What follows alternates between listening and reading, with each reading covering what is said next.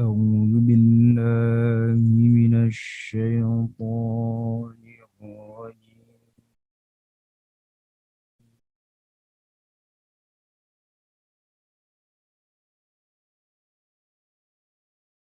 بسم الله الرحمن الرحيم.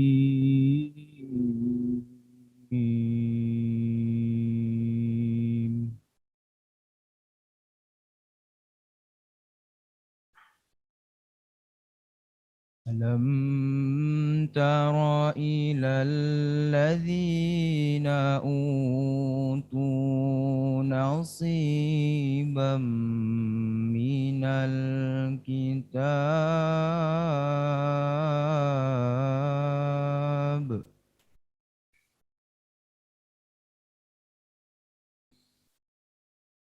يؤمنون بالجبت والطاغوت ويقولون للذين كفروا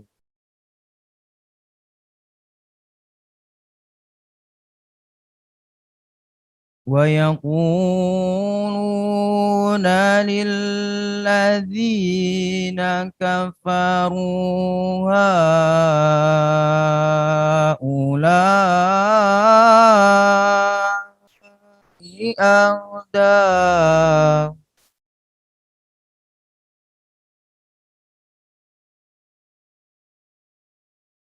هؤلاء أهدى من الذين آمنوا سبيلا.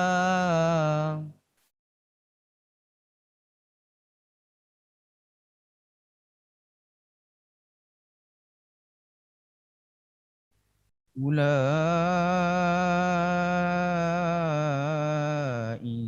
الذين لعنهم الله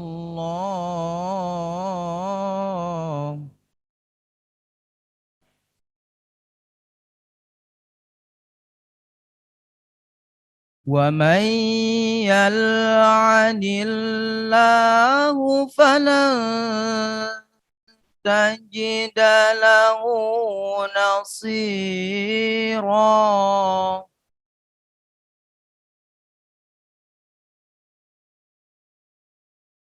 أم لهم نصيب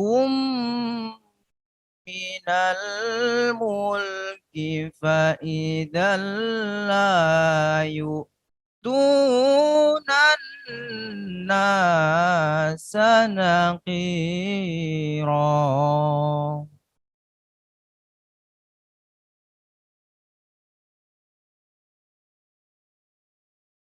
أم يحسدون الناس على ما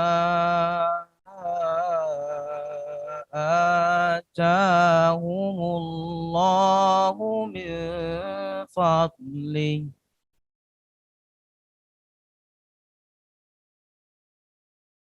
فقد آتينا آل إبراهيم الكتاب والحكمة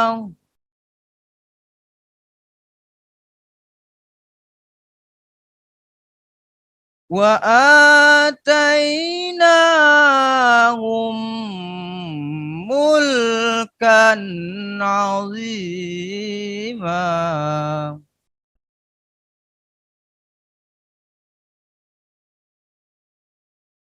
وآتيناهم ملكا عظيما. صدق الله العظيم.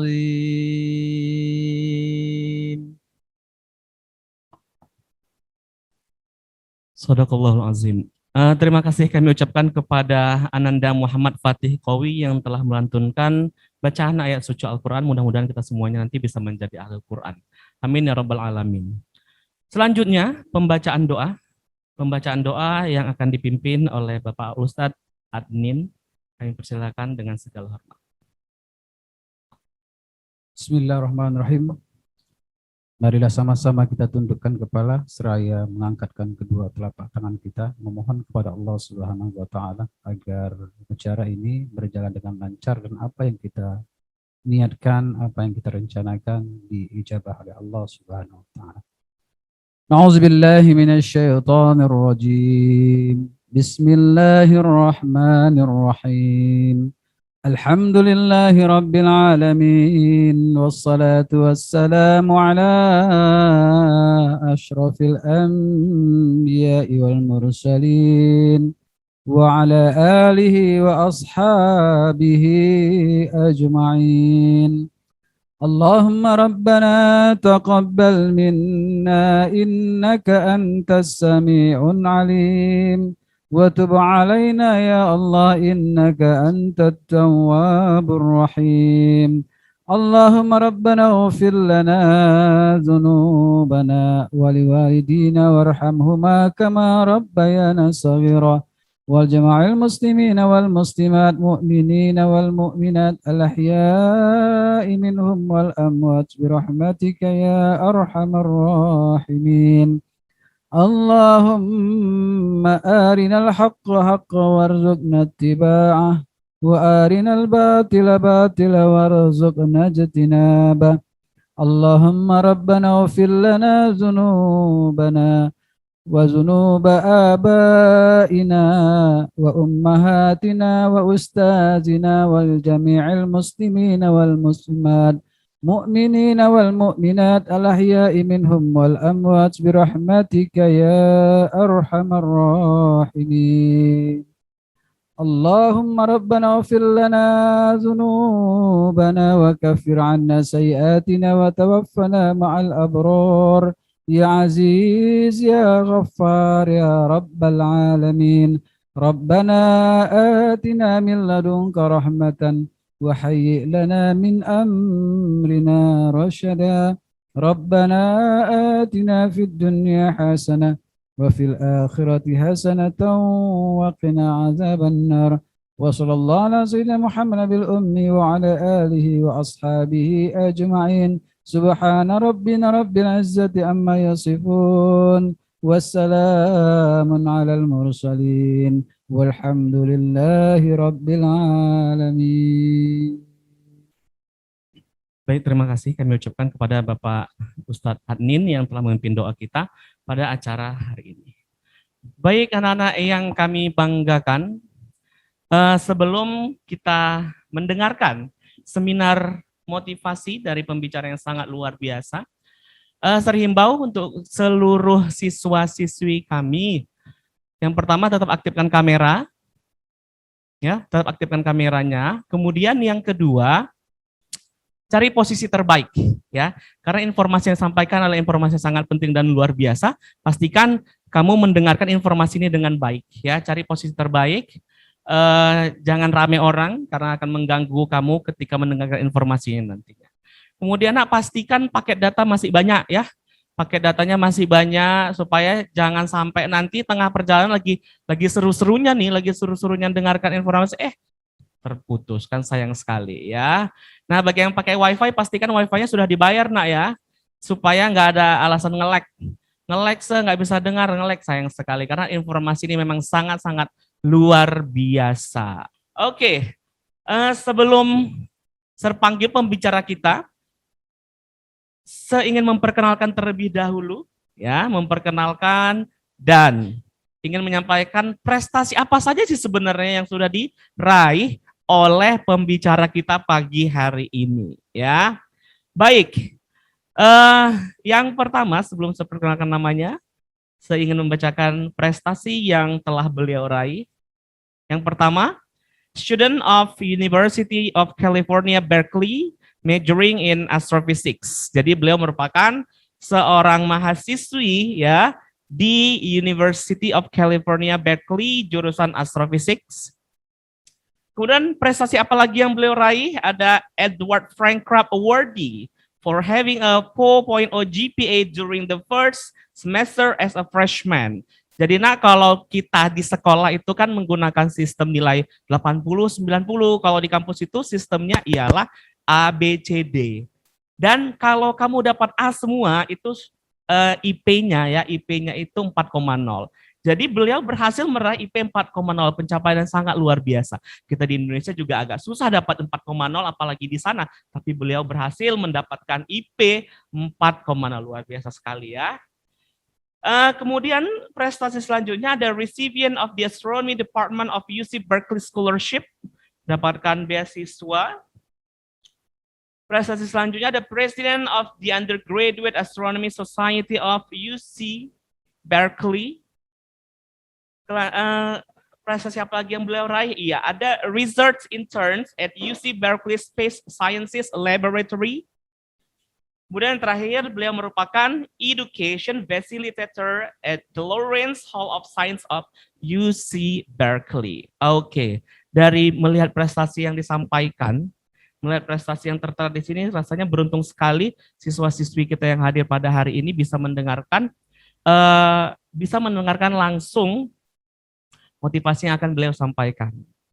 Beruntung sekali kita SMA Islam Plus Askia berhasil mengundang beliau untuk bisa memberikan pengalamannya, strategi kuliah di Amerika mulai dari pendaftaran, ya apa saja yang dilakukan sebelum pendaftaran, kemudian setelah pendaftaran gimana caranya dia bisa lulus pada saat pendaftaran tersebut, kemudian perjalanan kuliahnya, perjalanan kuliah selama berkuliah di luar negeri pasti berbeda, ya pasti berbeda auranya, pasti berbeda atmosfernya dengan perkuliahan yang dilaksanakan di negara kita Indonesia. Oke, sebagai informasi, selain sebagai mahasiswi, beliau juga banyak mengikuti aktivitas di luar kampus, ya.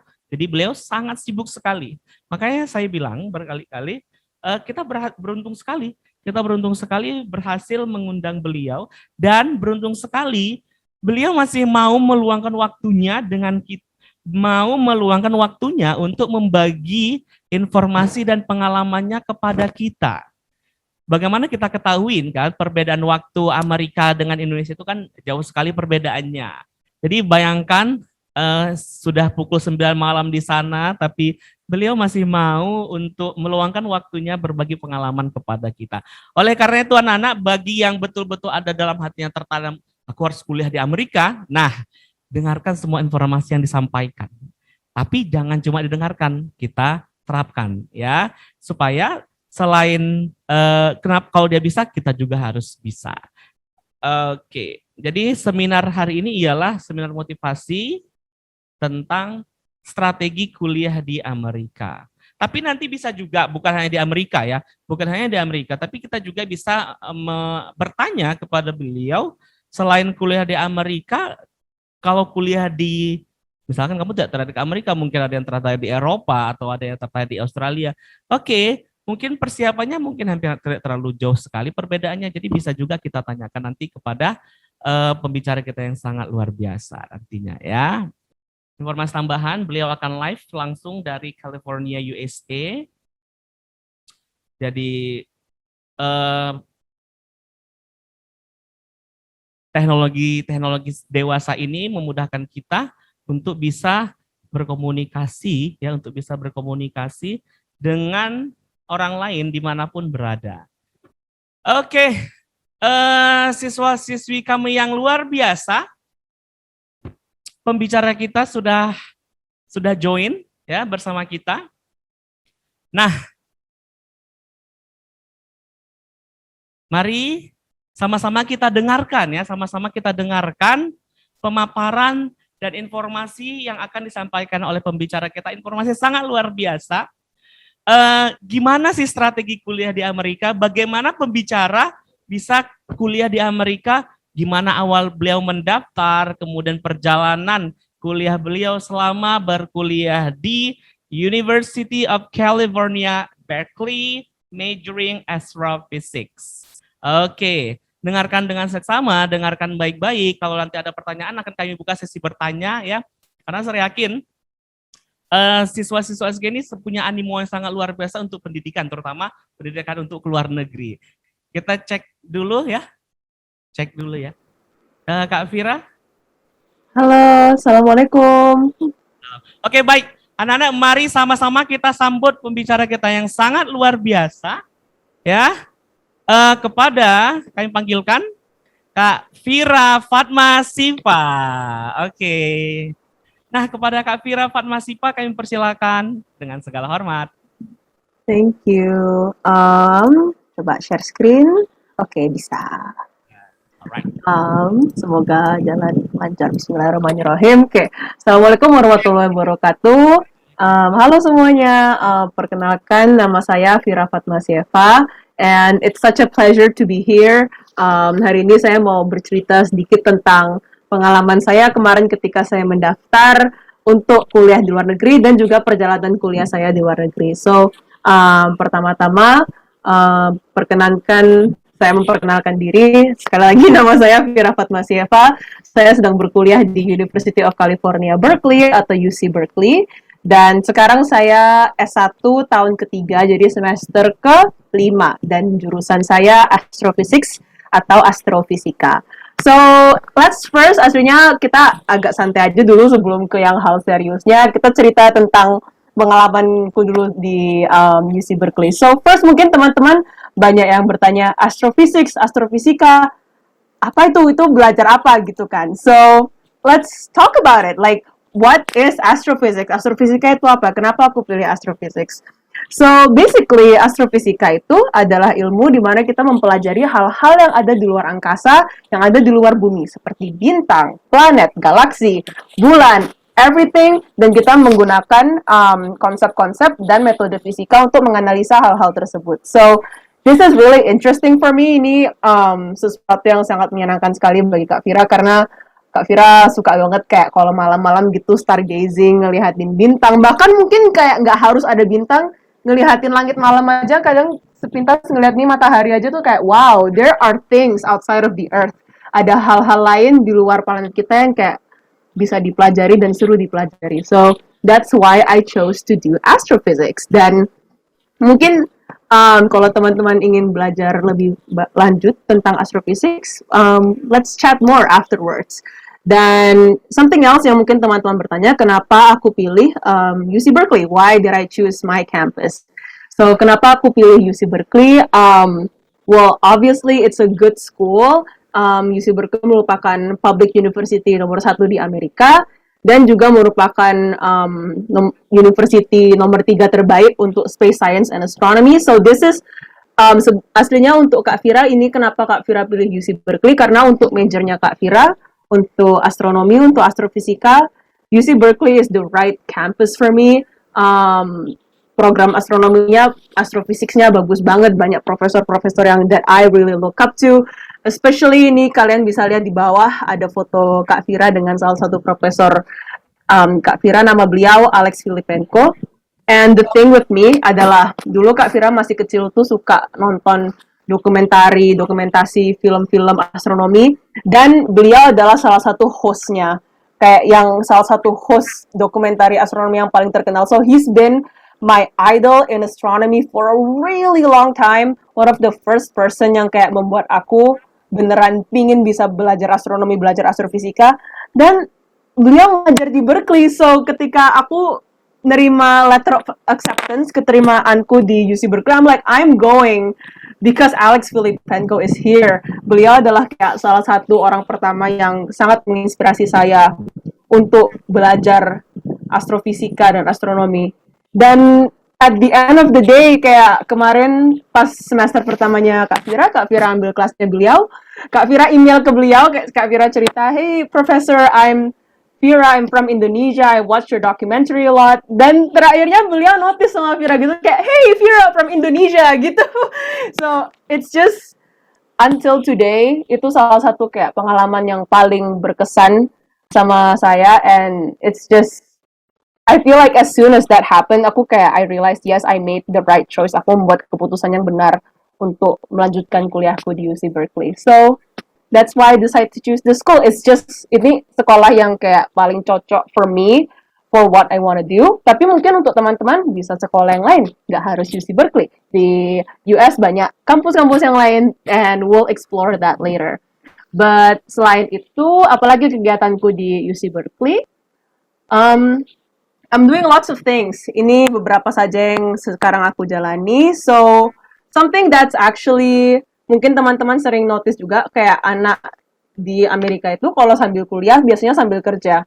Saya juga sambil kuliah sambil nyambi kerja, hasilnya saya kerja 2 pekerjaan.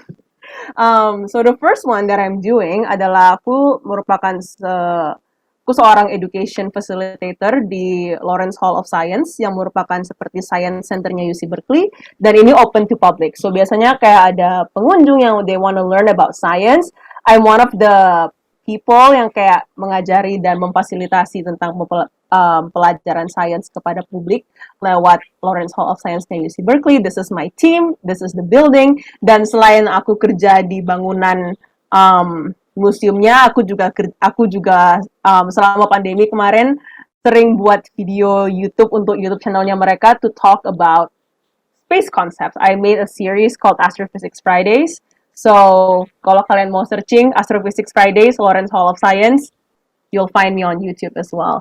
Dan selain itu, I'm also doing research. Aku juga melakukan penelitian bersama dengan Space Sciences Laboratoriumnya UC Berkeley yang merupakan laboratori untuk ilmu-ilmu angkasa luar dan space and all that. So, this is me. Ini aku mempresentasikan hasil risetku melalui poster, dan ini kayak jaket tim kita, ini SSL. So, ini internship yang juga sedang aku lakukan sekarang. So, I'm doing a lot of things, but at the same time, it's tiring, but at the same time, it's very rewarding. Kayak eye-opening banget gitu loh. Aku di sini ya sekolah, ya belajar seru. Cuman selain itu aku juga professional development. Aku juga kayak community outreach, and there's so many things, there's so many opportunities, banyak banget kesempatan yang bisa kalian lakukan sambil berkuliah. So I think that's kind of one of the plus points for me, adalah salah satu kayak, the best things that I experience here.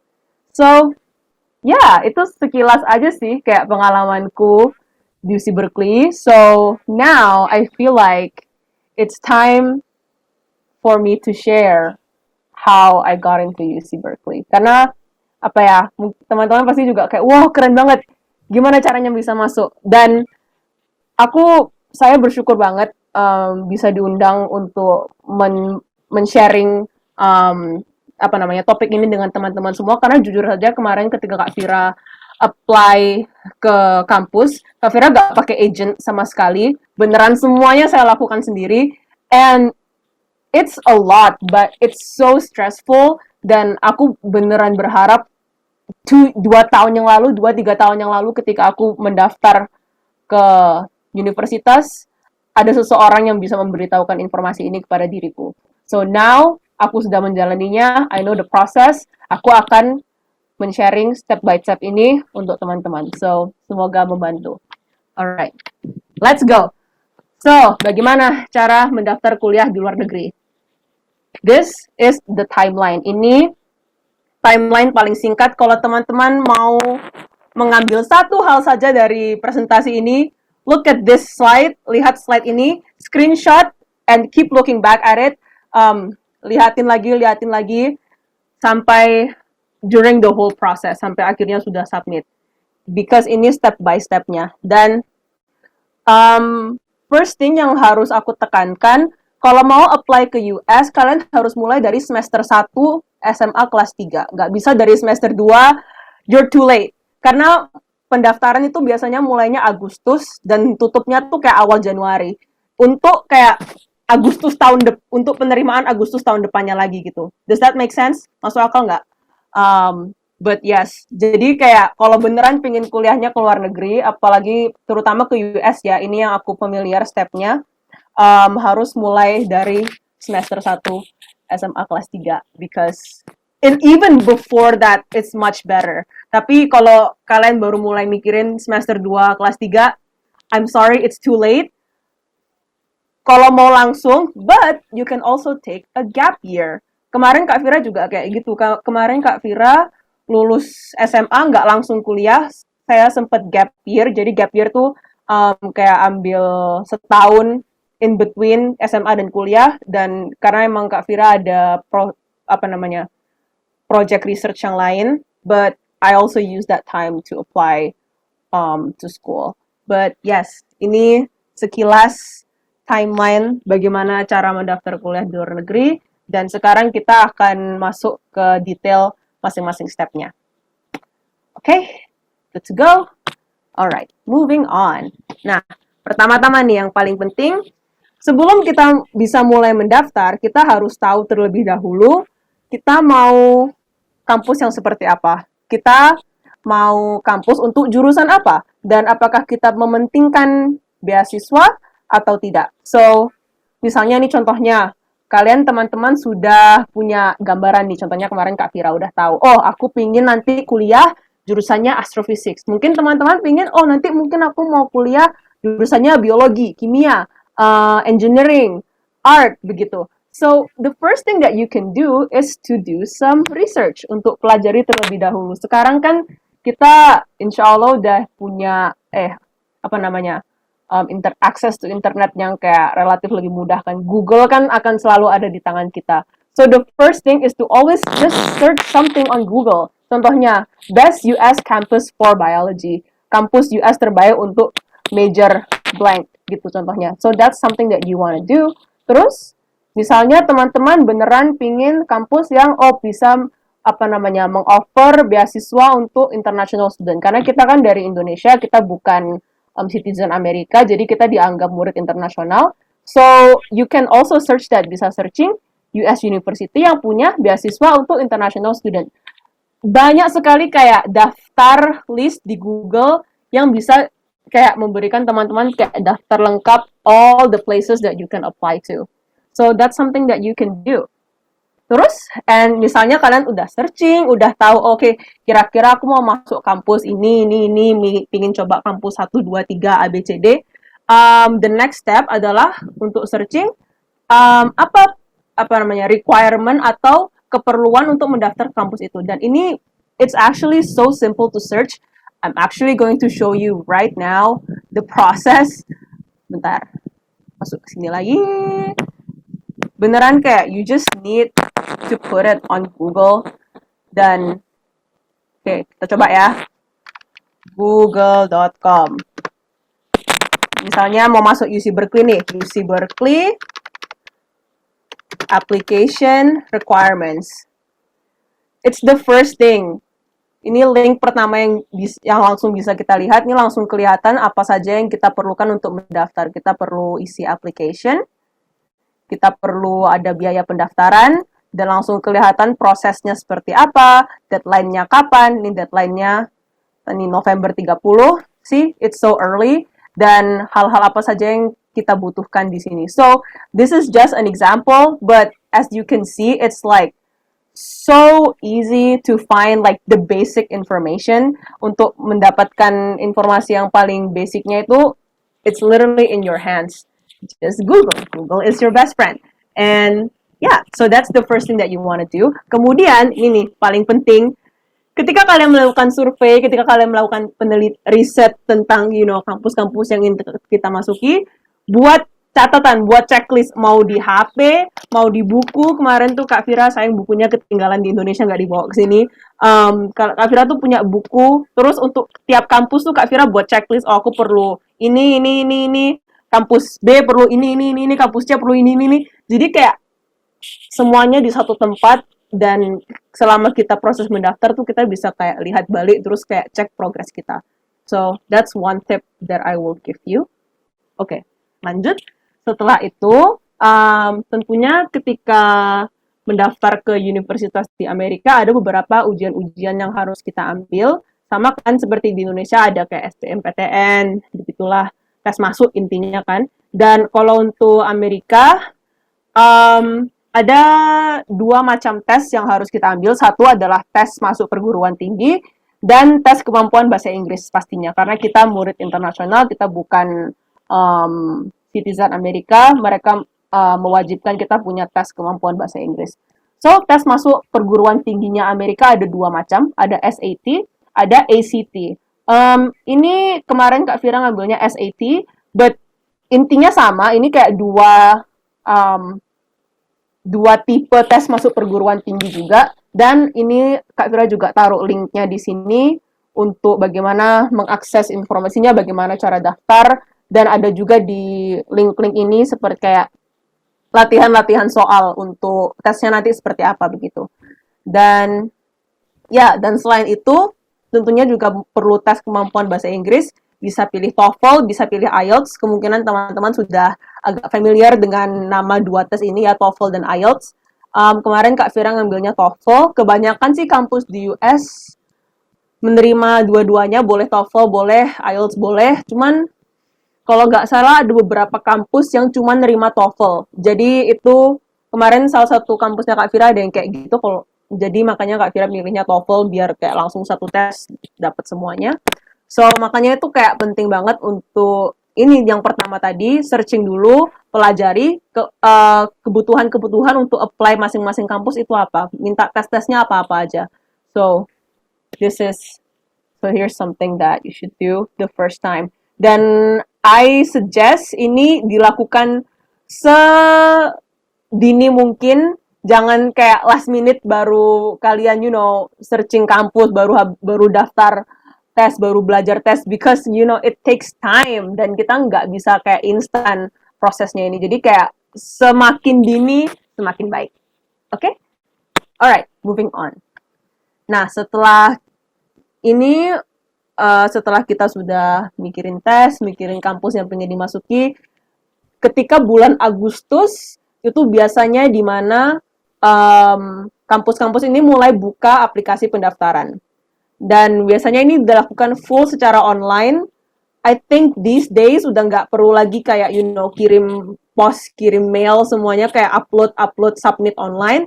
Dan oleh karena itu kita perlu membuat akun di portal aplikasi untuk pendaftaran kampus-kampus ini. Nah, kebanyakan besar kampus biasanya pakai portal Common App, ini www.commonapp.org. Ini kebanyakan kampus pakai portal ini, contohnya seperti Harvard, Princeton, Yale, Ivy League, semuanya biasanya pakai Common App. Dan hasilnya Common App juga nggak ada, bukan cuma kampus US doang, tapi kayak ada beberapa kayak kampus di Singapura atau Korea gitu. Kemarin juga ada portalnya di Common App. Jadi ketika kalian buat akun di Common App, kalian bisa milih, oh ini sekolah-sekolah yang pengen aku daftari, begitu. Cuman not every campus uses Common App. Nggak semua kampus pakai portal Common App. Ada beberapa kampus yang punya portalnya sendiri. Contohnya kemarin University of California seperti UC Berkeley punya portalnya sendiri. Di sini di apply.universityofcalifornia.edu. Dan contohnya satu lagi ada MIT, Massachusetts Institute of Technology, itu juga punya portalnya sendiri. Jadi, this is once again, kenapa pentingnya mempelajari kampus-kampus yang teman-teman ingin masuki, biar akhirnya bisa tahu juga portal aplikasi apa yang harus teman-teman pakai, begitu. Nah, setelah kita membuat akun di portal aplikasi, itu the next step adalah essay. Nah, kenapa kita perlu essay? Karena kampus-kampus di Amerika ini ya mereka nggak cuma ngelihat nilai kita doang. Mereka bukan cuma hanya ingin mengetahui kita mentang-mentang kayak nilai yang ada di kertas. Mereka beneran ingin mempelajari diri kita yang sebenarnya tuh seperti apa. Dan itulah dimana kita menulis personal statement dan essay. Nah, essay seperti apa yang diminta? Beberapa kampus biasanya minta satu essay yang besar, 500-660 kata. And ini kayak essay yang paling pertama, yang paling main, yang paling important. Tapi selain itu mereka kadang juga meminta essay-essay pendek, sekitar 200-300 kata. Dan tiap kampus itu punya pertanyaan-pertanyaan yang berbeda. Dan ini kenapa pentingnya kayak tiap kampus harus buat jawaban esainya sendiri. Jangan asal copy paste essay untuk satu kampus ke kampus lainnya, because most of the time they can tell. So it's a lot of work memang. Jadi setelah kita sudah buat akun di portal aplikasi, kita bisa catat, oke, kalau misalnya kampus A, mereka punya requirement essay-nya 1, 2, 3, pertanyaannya bla bla bla bla bla bla bla bla, kampus B begini, kampus C begini. Tadi kan aku sudah menyarankan buat checklist, include that in your checklist. Very important, very helpful. Dan yes, jadi mulai Agustus sudah bisa memulai step membuka akun dan mulai buat konsep essay, dan kemudian selama Agustus, September, Oktober you can focus on doing that.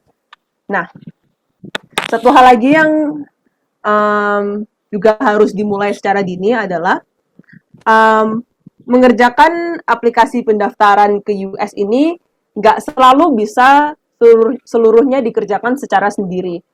Kita perlu mengkontak seorang guru atau seorang staf sekolah untuk transkrip. Transkrip itu seperti rangkuman rapot dan surat-surat rekomendasi. Dan kenapa kita harus kontak guru? Karena biasanya transkrip dan surat rekomendasi ini harus disubmit oleh seorang guru atau staf resmi sekolah, nggak boleh dari murid sendiri. Dan biasanya mereka bisa cek karena yang ngirim email yang mengirimkan dokumen-dokumen itu mereka cek ini emailnya email sekolah atau email pribadi. They know how to do that. So this is why kita harus koordinasi dengan sekolah kita. Ini beberapa mungkin other people that you need to contact. Kita perlu satu orang school advisor. Dan tugas seorang school advisor adalah untuk mengupload transkrip atau rangkuman nilai, habis itu isi data-data sekolah, kayak nama sekolahnya apa, akreditasi, alamat, nomor telepon, gitu-gitulah, dan juga misalnya kayak nilai-nilai UN atau nilai-nilai tes lainnya, itu biasanya dilakukan oleh school advisor, dan school advisor jika beliau berkenan juga boleh memberikan surat rekomendasi juga. Tapi selain school advisor, kita juga biasanya perlu 2 guru mata pelajaran, dan tugas kedua beliau ini adalah untuk menulis surat rekomendasi. Dan it's important bagimu untuk memilih seorang guru yang beneran paling mengenalmu dan paling mengerti karaktermu dan progresmu selama kamu di sekolah. Karena di surat rekomendasi inilah di mana kampus-kampus akan beneran menilai, di mata seorang guru, murid ini tuh beneran passionate atau enggak. Murid ini tuh beneran punya progres, beneran mau belajar atau enggak, begitu. So, inilah kenapa kayak ada surat rekomendasi. Dan surat rekomendasi ini biasanya tuh confidential. Seorang guru nggak boleh men-share isi surat ini kepada murid. Jadi kayak beneran langsung dari guru ngomong ke kampusnya gitu. Kayak, analoginya. So, it's like, it's very important dan makanya penting juga untuk kayak komunikasi dengan sekolah dan dengan guru-gurumu sedini mungkin, karena kan guru beliau pasti kan sibuk dan bukan cuma nulis rekomendasi doang gitu kan pekerjaannya. So it's best to ask them as early as possible biar mereka bisa prepare juga. Dan ada satu tambahan surat rekomendasi lagi yang bisa teman-teman campurkan. Ini nggak wajib, but if you can put it might help. Contohnya kemarin kayak Kak Fira selama SMP, SMA sering ikut lomba, sering ikut penelitian, dan Kak Fira punya mentor yang selama penelitian juga kayak melihat progresnya Kak Fira, dan itu menurut Kak Fira bisa membantu aplikasi saya. Dan so that's why I ask kayak beliau mau bantu nulis surat rekomendasi juga nggak dari perspektif seorang mentor gitu yang bukan guru sekolah like that. So dan bagaimana prosesnya nanti di Common App, di portal aplikasi itu ada tempat di mana teman-teman bisa menginput email-email guru tersebut. Jadi email untuk school advisor, email untuk 2 guru mata pelajaran, mentor, dan lain-lain. Sehingga nanti mereka bisa mendapat invitasi di email mereka untuk bisa register ke portalnya mereka masing-masing untuk mengupload / mengisi dokumen-dokumenmu yang bisa yang akan membantu proses pendaftaranmu. So like transcript, letter of recommendation, all of that. So it's not a one-man job. You need to like coordinate with some people as well. But makanya itu kayak penting you bagi kita untuk kayak koordinasi dengan orang-orang yang beneran kayak they want to help us and they want the best for us gitu. Oke, istirahat, minum dulu bentar.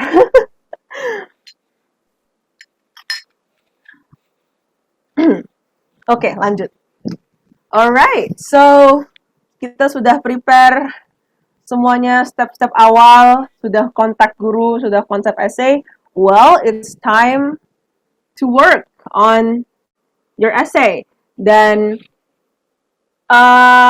pastikan teman-teman punya waktu yang cukup untuk mengerjakan essay karena semakin baik, kan tadi Kak Fira udah cerita tiap kampus punya pertanyaan essay-nya masing-masing. Jadi semakin banyak kampus yang pengen teman-teman coba, otomatis semakin banyak pertanyaan essay yang harus kita jawab. So it's important to start early, tapi juga untuk harus organize, harus punya sistem untuk mengerjakan essay. Contohnya yang sering Kak Fira lakukan, ini kita bisa share screen lagi. Saya sering buat untuk masing-masing kampus itu satu dokumen Word atau satu Google Doc itu khusus satu kampus doang. And I actually wanna share with you. Kemarin ada satu foldernya Kak Fira yang khusus untuk ini kelihatan satu screen. Ini I have a folder kelihatan essays for application. Contohnya. So as you can see ini satu dokumen. Ini untuk Harvard doang. Ini semua pertanyaan essay untuk Harvard. Ini semua pertanyaan essay untuk MIT. Jadi satu kampus punya satu dokumen nih, lihat contohnya nih ada MIT nanya 1, 2, 3, 4, 5, 6. So many essay questions. Dan contoh satu lagi aja ini semua essay untuk Columbia University. So, emang it feels like a lot, but ketika kita punya satu dokumen untuk satu kampus dan semua pertanyaan essay di situ, nanti ketika kita mentransfernya ke Common App tuh bakalan jauh lebih mudah. So, that's definitely one tip that I'll give for you. Sekarang balik lagi ke presentasinya. And apa yang harus ditulis dalam sebuah essay? Kan tadi Kak Fira udah sempat bilang essay ini adalah cara bagaimana kampus-kampus bisa mengenal dirimu yang sebenarnya. Jadi essay ini beneran tuh harus refleksi dirimu. And it's kadang kan kita tempted untuk menulis essay yang kayak harus kelihatan keren, harus event-event yang besar gitu. No, not always. Dan yang penting tuh kita harus beneran bercerita tentang hal-hal yang memang berarti dan bermakna bagi diri kita. Dan justru kadang tuh lebih baik bagi kita untuk bercerita tentang hal-hal yang kecil, yang maknanya sangat besar untuk diri kita sendiri, daripada kita cerita tentang hal-hal besar yang mungkin general, nggak unik, atau klise. And karena beneran kampus itu ingin mengenal kita as a whole, sebagai seorang manusia yang kompleks, yang 3 dimensi, yang nggak 1 dimensi doang.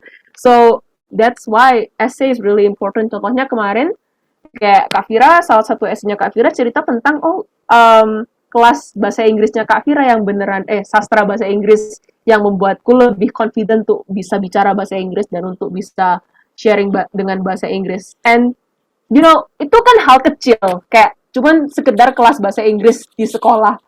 But it's something that's really meaningful. Itu bermakna banget sampai Kak Fira, impact-nya besar banget. Dan kampus-kampus ini kayak staff-staff yang membaca aplikasi kalian tuh mereka sudah mereview ribuan aplikasi, mereka bisa tahu apakah betapa passionate dan kayak excited-nya kamu dengan kayak majormu atau kayak your experiences and your life. So this is why kayak beneran curahkan saja kayak hatimu, jiwamu, your soul to your essay. Jangan takut untuk be vulnerable because that's what you want to do. Kita mau kayak menangkap hati mereka biar kayak okay, murid ini beneran passionate, murid ini beneran tertarik, beneran semangat untuk melanjutkan education-nya di kampus ini. Okay, mari kita terima. So that's what we want with essay, begitu.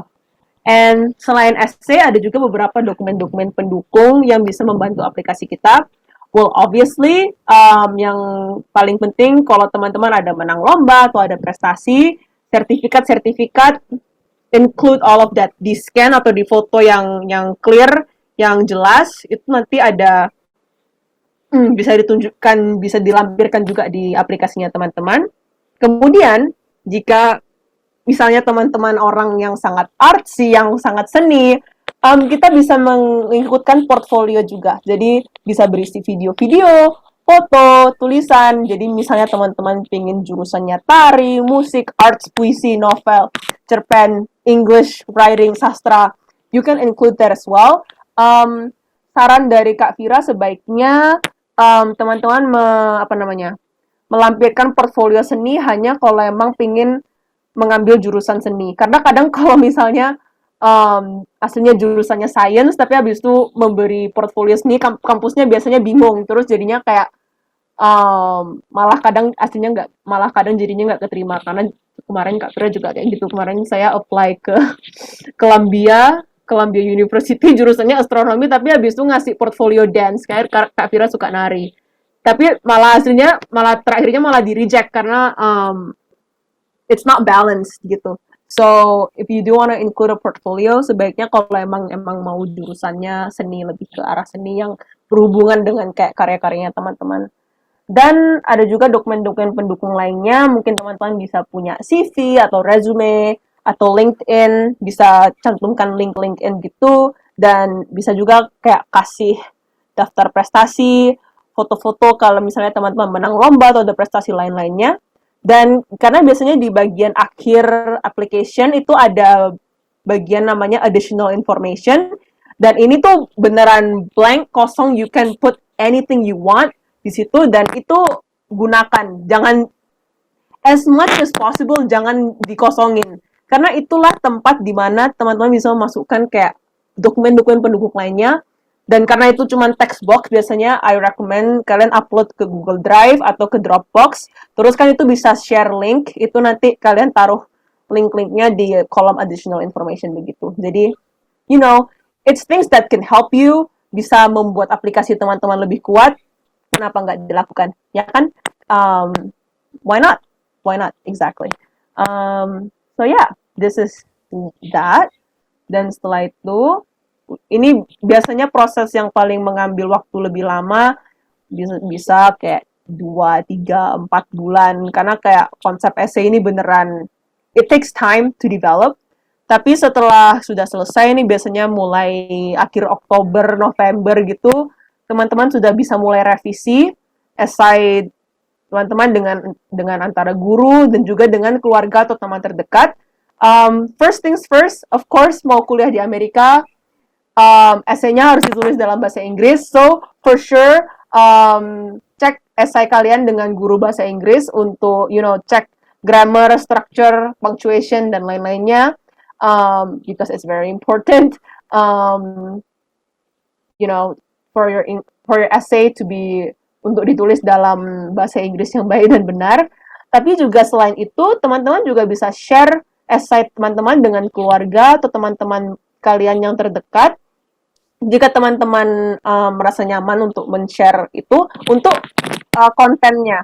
Karena kan kadang keluarga kita atau teman-teman kita lah yang paling mengerti sifat kita dan jiwa kita tuh seperti apa. Dan karena essay ini beneran harus mencerminkan dirimu yang sebenarnya, it's best to check dengan teman-temanmu, hey, baca essayku, kamu bisa tanda nggak kalau aku yang nulis essay ini? Atau aku terdengaran seperti orang lain? Karena kadang ketika kita menulis essay kita sendiri, kita bisa antara menaikkan gambar diri kita yang sebenarnya atau merendahkan diri kita yang sebenarnya. And we don't want that. Kita hanya ingin menunjukkan diri kita apa adanya.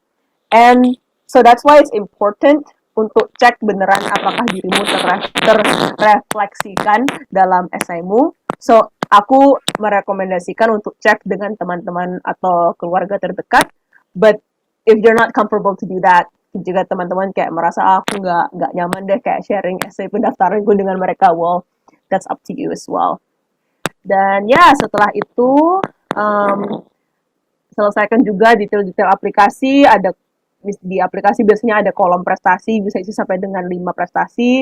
ada kolom involvement. Biasanya ini bisa kalian isi dengan aktivitas seperti contohnya mungkin teman-teman anggota OSIS atau kayak anggota klub sekolah yang lain, atau mungkin teman-teman ada volunteer, itu bisa dimasukkan di kayak kolom activities atau involvement. Dan ada juga data-data tambahan lainnya. So this is like the final few steps.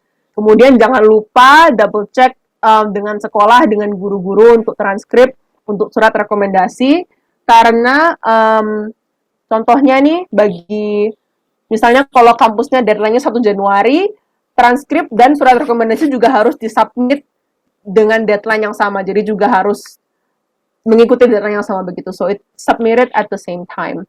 Dan jangan lupa double check deadline, karena tiap kampus bisa punya deadline yang berbeda-beda. Contohnya UC, I don't know kenapa UC deadline-nya early sekali. At UC deadline-nya 30 November. Salah satu deadline yang paling cepat bagi for me at least.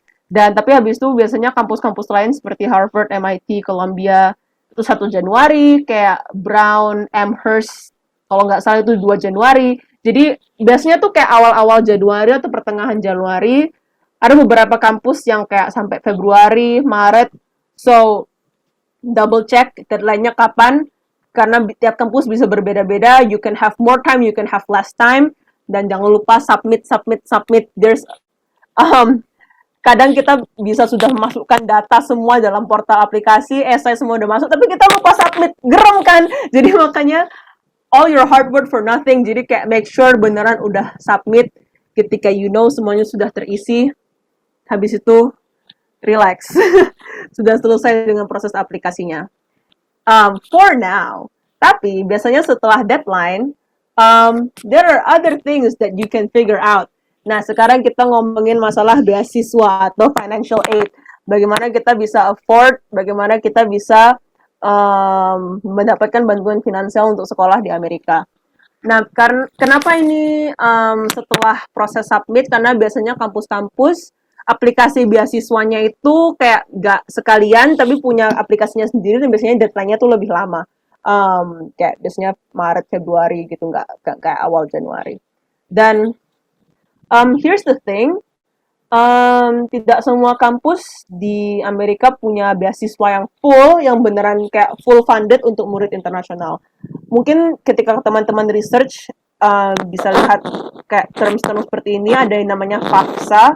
Ini bukan untuk international student, ini hanya untuk US citizen, jadi hanya untuk warga negara Amerika.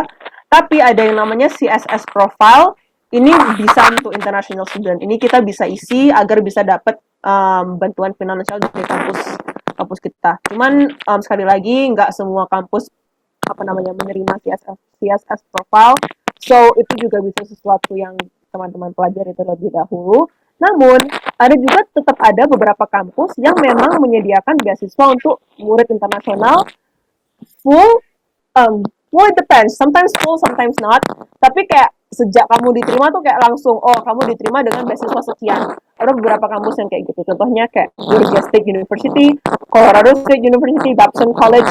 Just searching lah. I'm sure there's a lot more. Makanya tadi aku juga kayak udah hint kan, kayak kalau emang your goal dari awal masuk kampus yang bisa menyediakan beasiswa, searching kampus dengan beasiswa untuk international students. Tapi selain dari kampus, itu bukan satu-satunya resource yang bisa kamu gunakan untuk mendapatkan beasiswa. Kita juga bisa mencari lembaga atau institusi lain di Indonesia yang juga menyediakan beasiswa dukungan kuliah di luar negeri. Contohnya ada CIMB Niaga ASEAN Scholarship. Ini you can also try applying to that. Hanya saja biasanya kalau untuk lembaga institusi gini, syaratnya tuh setelah kalian lulus, kalian harus kerja untuk company-nya. But, that's just something to keep in mind.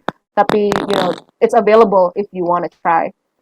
Setelah itu, ada juga scholarship lain that you can try doing, adalah namanya merit-based scholarship. Ini berdasarkan prestasi kalian ketika kalian sudah keterima sebagai murid. Jadi kayak keterima dulu, jalani berprestasi, baru habis itu dapat beasiswa. Cuman memang biasanya beasiswa seperti ini tuh nggak full, dan hanya kayak one time award. Jadi kayak sekali dapat doang. But I got some of these. Kemarin Kak Fira dapat Edward Frank Craft Award, karena di semester pertamanya Kak Fira langsung dapat IPK 4. Tapi habis itu Kak Fira juga dapat Astronomy Department Scholarship. yang diberikan oleh Departemen Astronominya UC Berkeley.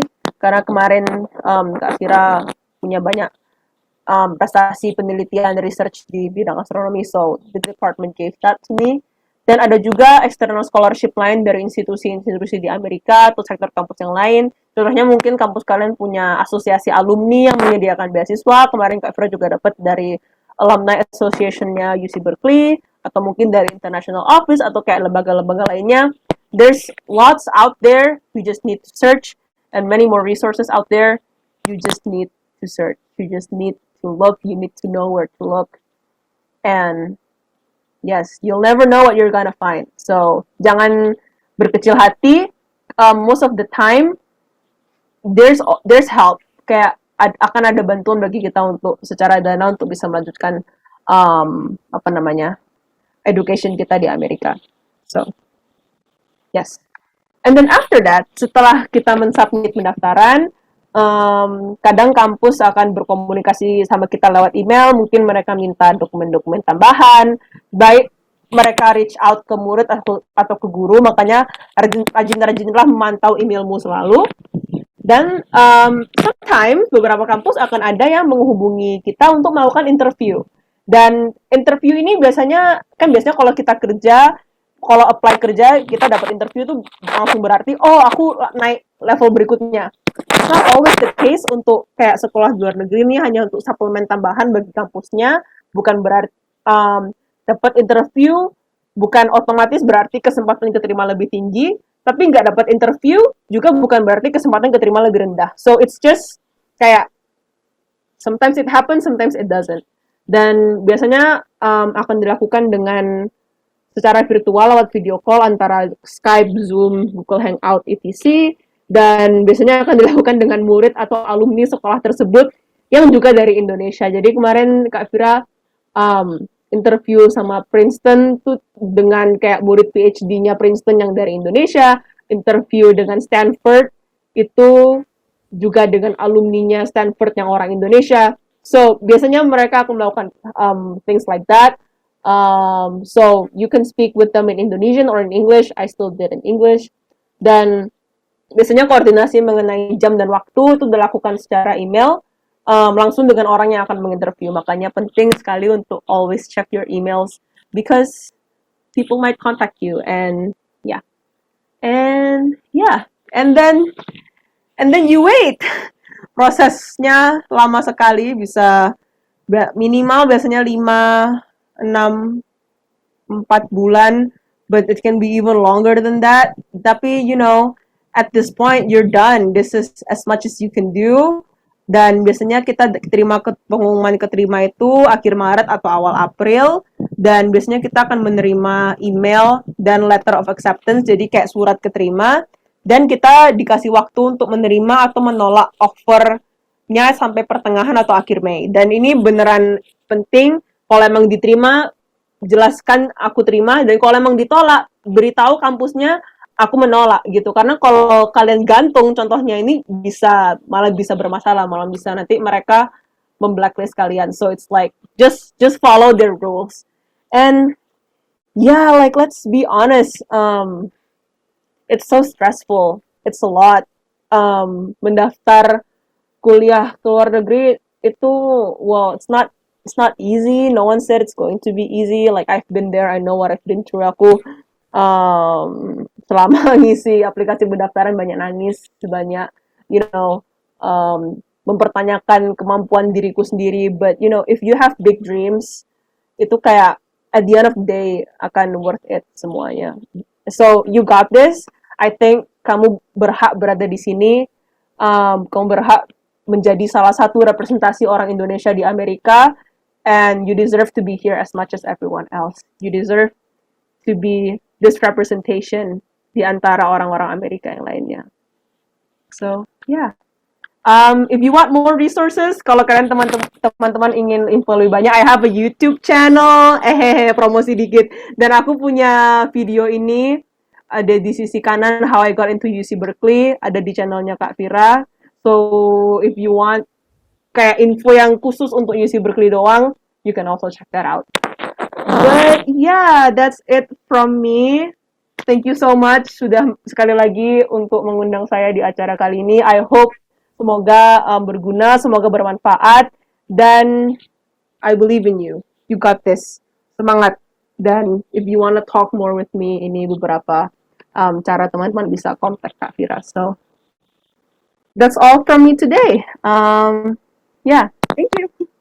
Oke, karena keterbatasan waktu sampai di sinilah acara seminar motivasi kita hari ini. Sekali lagi kami mengucapkan ribuan terima kasih kepada Kak Fira sudah bersedia meluangkan waktunya, kemudian sharing pengalamannya kepada kami, kepada SMA Islam Plus Askia. Mudah-mudahan siswa-siswi kami banyak mengambil manfaat dari informasi yang diberikan oleh Kak Fira. Nah, bagi yang niatnya masih setengah-setengah mau kuliah di Amerika, bisa full niatnya kuliah di Amerika dan mempersiapkan dari sekarang apa-apa saja yang harus dipersiapkan. Oke, thank you very much for attention. Saya sebagai moderator, mohon maaf apabila di sana sini terdapat kesalahan. Mudah-mudahan kita masih bisa bertemu di lain waktu. Mudah-mudahan kita masih bisa keep in touch sama Kak Fira. Dan paling penting bisa mengikuti jejak Kak Fira untuk kuliah di luar negeri. Amin. Baik, amin. Kita akhiri seminar kita hari ini. Saya Iir mengucapkan mohon maaf atas segala kekurangan. Billahi taufik wal hidayah. Assalamualaikum warahmatullahi wabarakatuh.